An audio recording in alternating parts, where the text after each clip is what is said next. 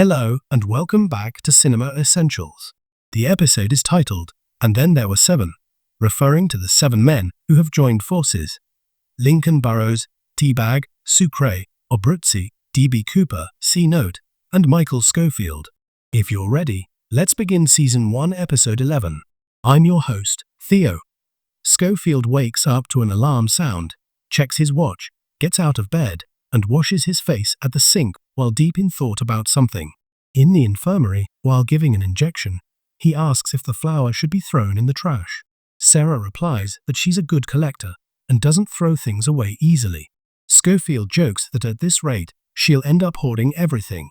Sarah says that when he sees her room, he'll understand. Scofield responds that they haven't even had a first date, and she's already inviting him to her room. As they exchange glances and share a moment, a nurse arrives, saying there's an emergency situation, and Sarah has to leave Scofield to attend to another room. With no one in the room, Scofield injects the cute poison mixture he prepared under the sink, then checks the distance between the infirmary and the prison wall, making sure to see if there are guards on the tower. Veronica, Nick, Savrin, and LJ are discussing how they're looking for evidence to save Lincoln from death row. Now the evidence trail leads to fake companies with money being used for the Vice President Caroline Reynolds' presidential campaign bid. While preparing the guard break room, the inmates take turns digging. C. Note says his shift is done and someone else should continue. Abruzzi tells T-Bag it's his turn. T-Bag, being stubborn, doesn't want to dig and makes a racially charged comment about the room being a little dark. Lincoln has to intervene to prevent a fight between T-Bag and C. Note. C. Note asks Abruzzi why he's not digging while everyone else is working. Abruzzi, who manages outside business and pie matters, says he doesn't need to dig, the others should do it. While talking, Sucre announces that a guard is coming. Everyone quickly covers the hole with cloth and repositions the table. The guard tells Scofield that his wife has arrived for a conjugal visit. The female guard thoroughly searches Scofield's wife before allowing her into the room. Bellick asks the guard if she recognizes this woman, but she doesn't. Bellick mutters that he's seen her somewhere before. In the room with his wife, Scofield asks about work and how she's doing. She says work is going well and shows him the ring he bought her, which she always wears. When Scofield asks if she brought what he requested, Nika produces a credit card hidden in her bra. In reality, since she's an illegal immigrant, Scofield is helping Nika get a green card through a fake marriage. In return, she helps him when needed, as they have an agreement. While discussing with the nurse's aide about how around 35% of his salary is being deducted for health insurance and preventive care, Sarah comes down the stairs and sees Scofield embracing and kissing his wife, which completely ruins her mood. After the conjugal visit, as Scofield returns, he must undergo the usual strip search. While being searched, Bellick tries to make conversation, asking if this was her first visit and mentioning he's seen her before. But Scofield doesn't respond. T-Bag is digging while singing a Thailand folk song about buying earrings for his wife and beans for his mother. Feeling lonely singing alone, he encourages others to join in, saying they've never been to karaoke and should sing along. C. Note gets annoyed and asks when someone like T-Bag, a racist murderer, started appreciating music. T-Bag responds that if C. Note doesn't know, then he's the only bad guy here. Abruzzi intervenes, saying they're all here for different crimes, unlike T-Bag, who killed women before ending up in prison. He tells T-Bag to shut up and get back to work. When Sucre announces Scofield's return from the conjugal visit, Sucre mentions he told everyone about his daughter, but Scofield never mentioned having a wife. C. Note jokes that while they're digging, Scofield was in the conjugal trailer polishing his pipe. When Abruzzi asks what Scofield was really doing, he smiles and says he went shopping. Back in the cell that night, after Sucre checks that the coast is clear, Scofield pulls out the credit card from his shirt. When Sucre warns about getting beaten up if caught by guards, Scofield clarifies it's not actually a credit card and peels off the sticker. Having been an engineer before prison, and with his company Fox River contracting to renovate the prison, Scofield knew almost everything about the prison's details and could prepare what he needed from the outside. The credit card is actually a copied smart key card needed to open a door inside the prison. Following his usual route through the inner passages, Scofield reaches the room where inmates' belongings are stored. Using the smart key card, he enters and searches for what he needs. He finds his property bag and examines it. The tape recorder is there, but the gold watch is missing.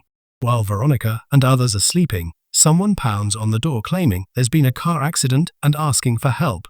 When they open the door, Quinn the cleaner/hitman enters and shoots Nick with a tranquilizer gun. He ties up all three, Veronica, Nick, and LJ, with their mouths taped shut. Quinn sits on the sofa and tells Veronica to think about who she's told about Burroughs' case. He takes Nick to a shed outside for questioning first, saying when he returns, she needs to tell him everything she's thought of. He promises that if she cooperates, Nick will get to the hospital on time. D.B. Cooper and Scofield are walking and talking when Tweener approaches, asking what they're discussing. D.B. Cooper says they're talking about bad things and introduces Scofield to Tweener. Tweener mentions he's seen Scofield before, asking if he works in PI, and offers his services as a worker since he's alone and doesn't spend money. After Tweener leaves, D.B. Cooper comments that having a kid at his age is like having a child. When Scofield asks if he's heard about thefts from R&D, D.B. Cooper says things go missing all the time, but you only find out when you get out of prison. He mentions there's a guard known as a big thief among the current staff. A guard calls from across the fence that Warden Pope wants to see D.B. Cooper. Bellick, still suspicious about Scofield's wife, asks Gary to investigate. Gary brings Bellick a copy of Scofield's official marriage certificate from the county courthouse, noting it's strange that he robbed a bank just one day after getting married. Having received information from D.B. Cooper, Scofield pretends to work while secretly observing the watch on Gary's wrist to confirm whether it's actually his watch or not. Meanwhile, Scofield asks Lincoln if Veronica and LJ are doing okay. Lincoln replies that although he can't reach Veronica, LJ sent a written message saying that he and Veronica are together and safe. In the shed, Quinn questions Nick about everything he knows, but Nick only mentions one useless piece of evidence. When Nick tries to grab a nearby stick to fight back, the bullet wound in his right forearm prevents him from moving his entire right arm properly. Scofield visits Tweener in his cell, where Tweener is alone writing rap lyrics. Scofield asks for help retrieving a watch that a guard stole from him. When Tweener asks if he'll get a job in PI, Scofield doesn't promise, but says he'll consider it if Tweener successfully retrieves the watch. D.B. Cooper is summoned to the warden's office. Sitting down, he asks what's happening. Warden Pope delivers devastating news. D.B. Cooper's daughter is critically ill with end-stage cancer, and doctors say she has only about 3 weeks to live. While family medical emergencies usually allow supervised outside visits, Doc considers D.B. Cooper a flight risk and won't permit it. D.B. Cooper asks sadly if this means he'll only see his daughter at her funeral. Scofield arrives at the infirmary for his injection and waits for Dr. Sarah while observing the guards' positions outside. An emergency patient arrives on a gurney. It's Tweener. While Dr. Sarah and others attend to the unconscious Tweener, Scofield watches from outside the door. Tweener briefly opens his eyes and winks at Scofield while successfully stealing the watch from guard Gary's wrist. Back in the shed, with no one around, Veronica positions his chair near the fire and uses the heat to burn through the rope binding his hands. When Quinn returns, Veronica pretends to still be tied up. When Quinn turns away, Veronica strikes him with the chair. Veronica gives LJ the keys and tells him to start the car and wait. As LJ runs outside and starts the engine, Quinn regains consciousness and shoots from inside the house, forcing LJ to flee into the woods. D.B. Cooper brings Scofield the watch Tweener retrieved and says he wants to join the escape. Scofield says that to join the group, he needs to prove something. What evidence can he provide? D.B. Cooper explains he's the real D.B. Cooper. Father and son share the same name. The one imprisoned for drug charges is his father, while he was hijacking planes during that time. But Scofield says this isn't enough proof. If plane hijacking is real, he needs evidence like money from the hijacking. Scofield combines the watch and tape recorder, setting them to automatically activate and record at a specific time. Sucre, T-Bag, and C-Note continue digging and preparing the room while waiting for Scofield's return. In the woods, Quinn finds Veronica searching for LJ and approaches her with his gun drawn. LJ emerges from hiding and pushes Quinn, sending the hitman tumbling into a well. While PI inmates work on new landscaping near the infirmary, Scofield observes the guard's movements and buries the recording device in the ground. At exactly 9 p.m., the device automatically activates and begins recording the guard's conversations and footsteps.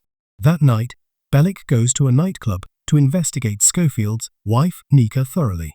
As expected, he finds Nika performing on stage in a bikini.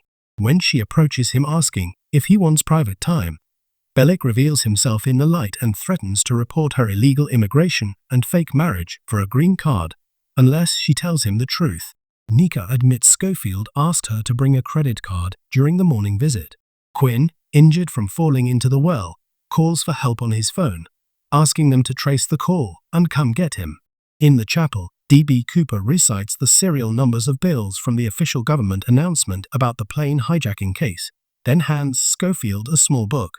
After D.B. Cooper leaves, Scofield extracts money hidden in the book pages and verifies the serial numbers are authentic, confirming D.B. Cooper's identity. While Scofield examines the recovered recording device, Sarah arrives and tells him he's married, and she won't be his property in this prison environment. She says she'll only maintain a professional doctor-patient relationship and asks him not to think about personal matters. Scofield tells Sarah he has answers to the questions about his life that she asked, but Sarah refuses to listen and walks away. Following Quinn's phone trace, Paul Kellerman and his associate arrive at the well. When they ask what happened and how they can help, Quinn claims his leg is broken and asks to be pulled up. However, remembering how Quinn broke his hand during their first meeting, Kellerman covers the well with wooden planks and leaves Quinn trapped inside. Scofield and Sucre listen to the recording device. After waiting and stopping at various points, they discover something crucial. Scofield identifies the sound of keys jingling from a guard's belt. Specifically, guards pass by the infirmary window every 18 minutes during night rounds. This means they have exactly 18 minutes to open the infirmary window, and all 7 must cross over the prison wall via wire rope during this narrow window when the escape happens in 4 more days. While renovating the guard break room, Lincoln notices Scofield looking troubled and asks what's wrong. Though Scofield initially denies anything, Lincoln insists he knows something's bothering him. Scofield reveals both good and bad news. The good news is D.B. Cooper has agreed to join the escape. The bad news is they only have 18 minutes, and removing the infirmary window alone will take about 5 minutes, meaning they have too many people and need to reduce the group size. Episode 11 ends here. D.B. Cooper has proven himself and his money, while LJ and the others have escaped from immediate danger. Despite all the careful planning and obstacles overcome since arriving at prison, everything seems to be going according to plan. But what will happen next? Continue watching in episode 12, as this series will continue daily until the end. Please like and subscribe to the Cinema Essentials channel. Thank you everyone for watching to the end.